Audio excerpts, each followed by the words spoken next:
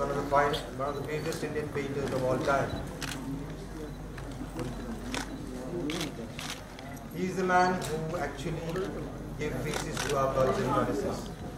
Can you hear me? Can you hear me? Gods and goddesses for the first time. He is the man who actually, in a sense, rediscovered our ancient culture and civilization for us by painting images from stories of Mahabharata and Ramayana and Purana. In a sense, he is also a great democratizer of art in India. He is the man who actually liberated art from temples and palaces of India and made them available to millions of people across all of India by printing colorful prints of his own paintings.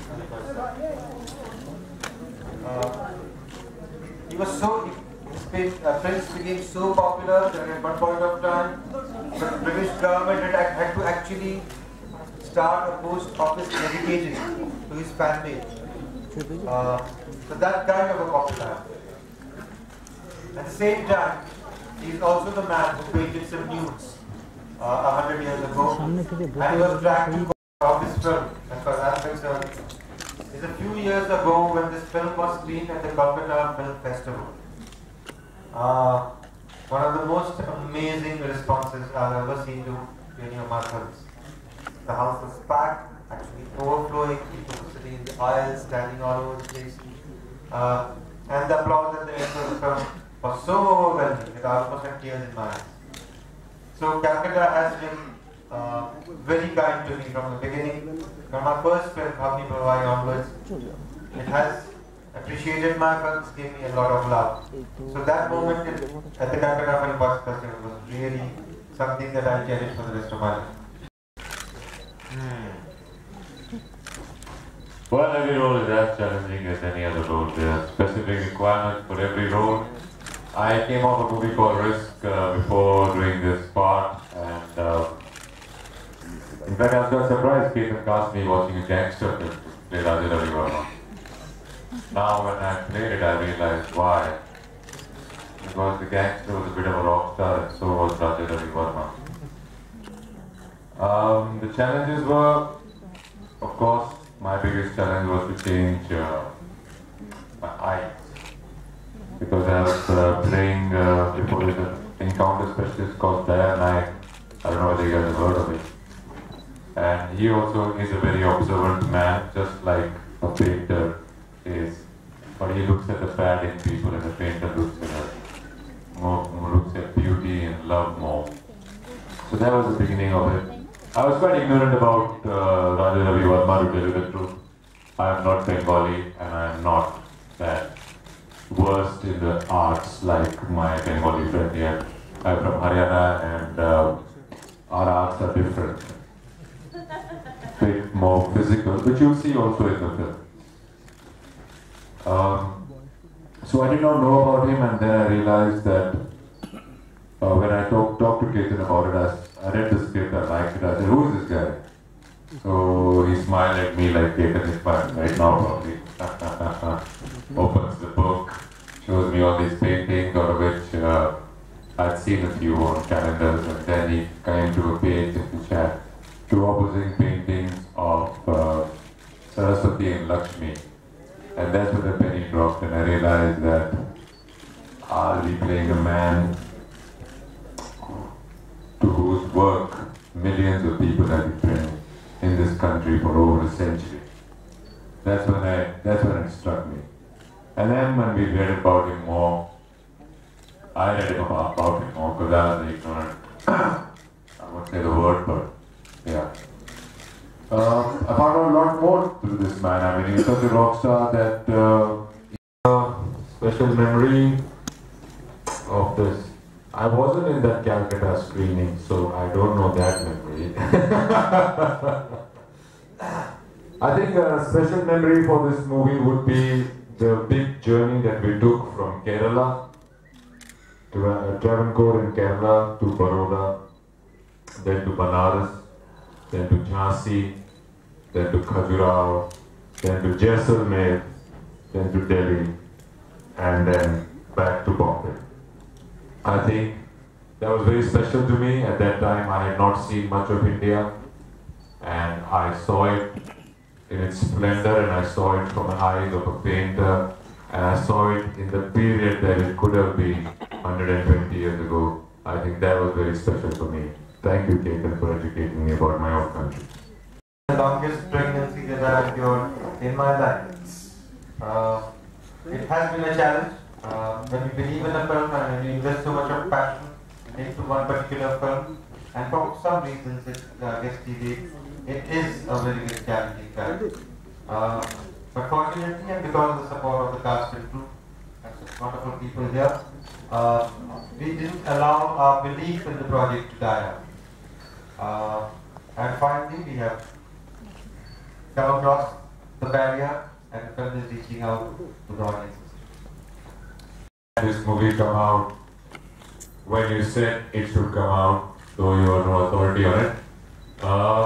It would have come before its time, and that would have been a real tragedy for all of us. I think it's coming out at the right time.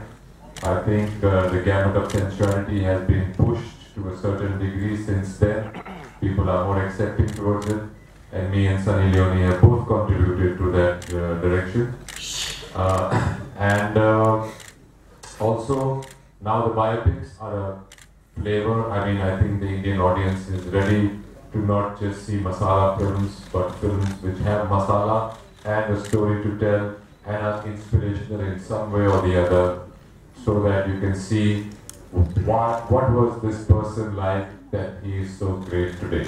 I think that is a big thing. I think there is a great aspirational quality to our audience today. The audience are watching different films, and the bottom line is that we have got more theatre than audience are watching more films. I think that is the reason I feel it would have been before its time had it come then.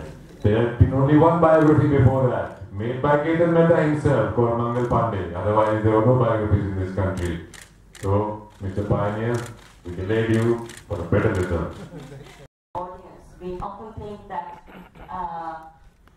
the general public would not be into it. That's not the kind of movie that is going to work. And that the general, we underestimate the intelligence and the aesthetic sensibility of the audiences, of our audiences. And as Ketan was saying, I think the whole, and Randeep also, that the expectations and needs and tastes of the audience have changed, are changing. This film has every element that I look for when I go see a film, whether it's truly unique, extraordinary and fresh story, whether it's incredibly moving characters, whether it's fantastic music, whether it's stunning visuals, whether it's a strong moral or social conscience. If this film has all of these, how can we how can we even in our thoughts limit the audience that this film will appeal to? Does that make sense? Bollywood or Tollywood actors craft. And it's always been kind of what should I say, an atypical film in Bombay, Bengali film, an independent film in New York. It's always been a kind of very esoteric mix of films. People have often told me that the decisions I've made, the choices I've made to do certain films have not made any sense, nor has the choices that I've made not to do certain films. So I guess I've always just, I know it's a cliche, but I think I've always really followed my heart and been in the moment. They're both kind of extremely overused terms. And I would love to do more films. I think it's a wonderful time in Indian cinema, as we were discussing, and as Ketan very correctly said. I think the whole perception of cinema is changing. And I think more and more there are filmmakers who are taking a lot of risks in terms of the storytelling, the stories they want to tell. More and more there are films, whether it's a film about child trafficking, whether it's a film about a girl who gets dumped on her wedding night. There are stories that one would not have expected in a traditional way of thinking, that these are films that would do well. But they are reaching huge audiences because people want films that show you something new about the world that you live in, that teach you how to look at your life differently. And there are films that are doing that and are extremely successful at the box office. And I think it's a very exciting time. Krishna, I think somewhere there could be an opinion that if you have to put too much of your brain into while sitting in a cinema theater, it is going to bore you. But that is not always the case. I think they're looking more at the lowest common denominator rather than all kinds. So I think that's the way it is. But also those movies are marketed like very heavily and their format is such. It is like going to a party rather than going to watch a movie. I guess that's the feeling I get. You know, go with all your family and you go there and with your popcorn. If you miss a little bit, it's okay. But there are other kinds of movies, but it takes all kinds, I guess. If movies like Happy New Year and Kick did not make that kind of money back for the industry, it will be harder for other films to be made as well. I think they are big contributors as well. I am a part of them also and do other stuff also. But the thing is, the more we amalgamate the two, the more we bring the positives of both of them together, I think that is the ideal path. And I think I've been working towards that for a long time and hope to get there soon.